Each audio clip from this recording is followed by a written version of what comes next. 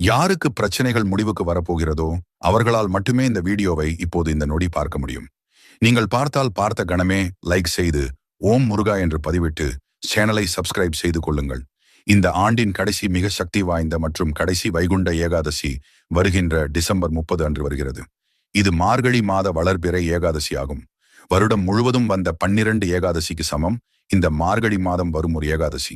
மேலும் ஜனவரி மாதம் 10ஆம் தேதி அன்று மற்றொரு ஏகாதசி வந்தாலும் முக்கிய வைகுண்ட ஏகாதசி டிசம்பர் 30 அன்று தொடங்கி சொர்க்கவாசல் திறப்பு ஜனவரி 8 வரை நீடிக்கும்.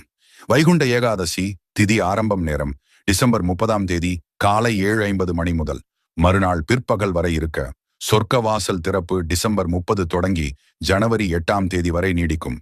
இந்நாளில் விரதம் இருந்து பெருமாளை வழிபடுவது 23 ஏகாதசிகளுக்கு சமம் சொர்க்கம் கிடைக்கும் என நம்பப்படுகிறது. இந்த பயனுள்ள பதிவை உங்களின் 5 நண்பர்களுக்கு பகிருங்கள்.